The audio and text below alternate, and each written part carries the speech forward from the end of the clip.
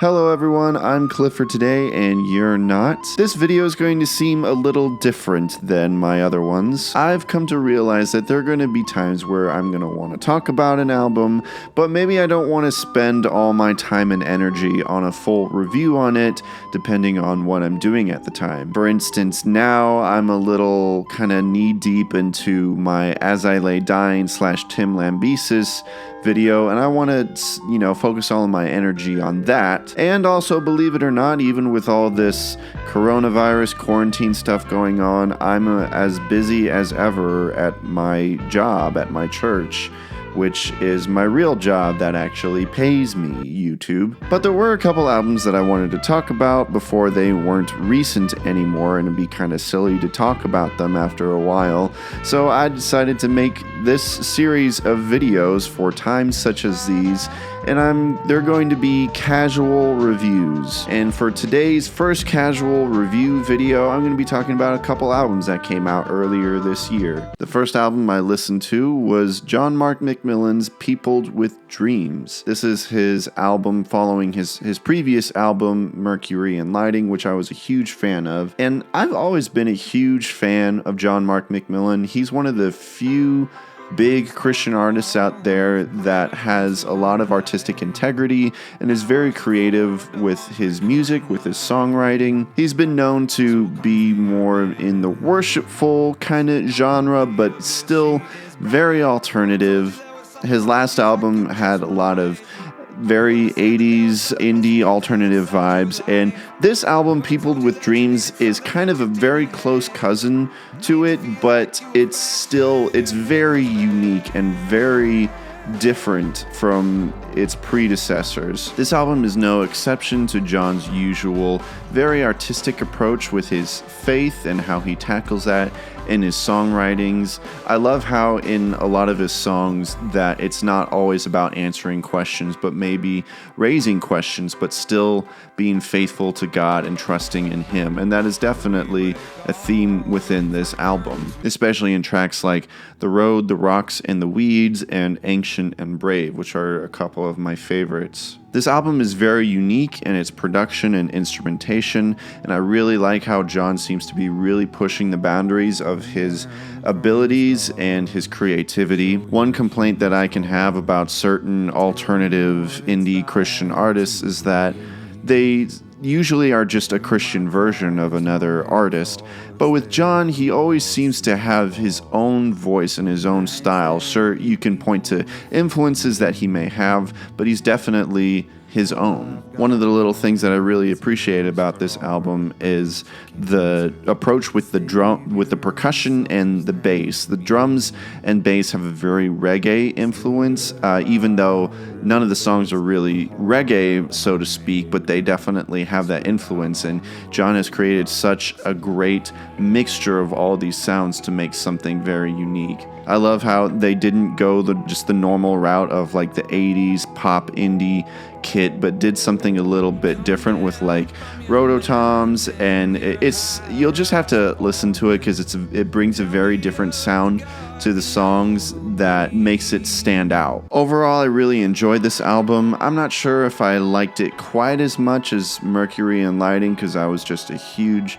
fan of that album, but this album is definitely not a low point in John Mark McMillan's discography. 3 of my top favorite tracks from this album would be Bright Abyss, Pilgrim, and Hammering Heart. And I'm giving this album, it's a great album. It's a great album. The second album I listened to was John Reuben's new Selftitled album. Now I was really looking forward to this album, especially since his last album, Reubenic. I honestly thought that it was his last, but I was wrong. I actually grew up a huge fan of John Reuben ever since I was a kid. He's always been my favorite in the Christian hip-hop spectrum. One of the big reasons is that he's not just straightforward hip-hop. There are some creative elements that he puts into his music that makes him stand out from just the usual hip-hop sound. Not to say that he's really changing the world of hip-hop with his music, but he's definitely got his own voice, and I've always appreciated him for that. With this album, Self-Titled, he definitely gives us a throwback to the old feel of his music, especially since his last album, Reuben, was more of a darker and serious kind of album. This album kind of has a mixture of his more upbeat music from the past and the darker tones from his last album, and mixes it together in this album. I will say though, I feel like that's kind of a downside to this album, is that there's not a whole lot of consistency, but it doesn't seem like John was really looking for a consistent theme throughout the album. It's more of just a collection of really good songs. None of them really stand out too much from the whole album, but it's like a basket with a good mixture of different kinds of candies. John Reuben has also been known to shake the trees, so to speak, with some of his songs and lyrics, and this one definitely is not an exception.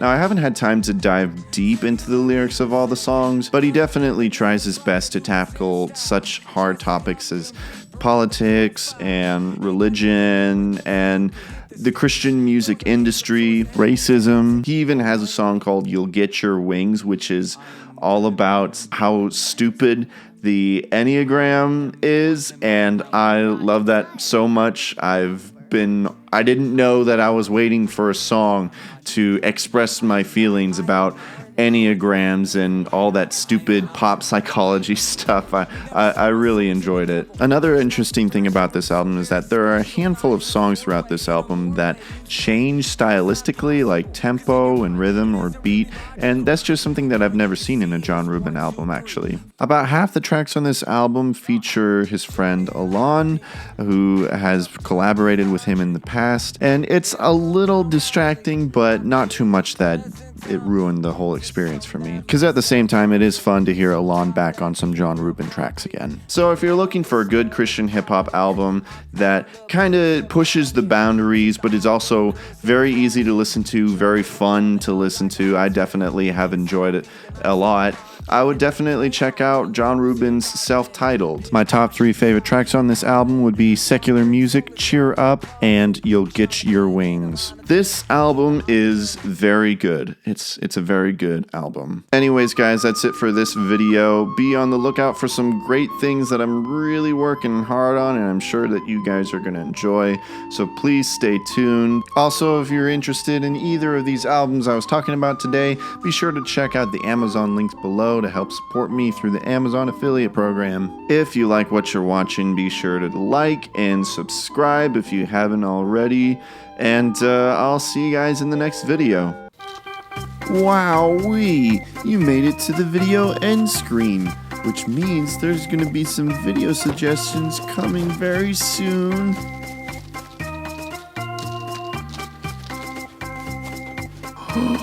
There they are! So hey, you can check out any of my other videos, or you can check out the Podwood forecast that I do with my friend Mitchell. And hey, don't forget to subscribe. I love you so much. Yay.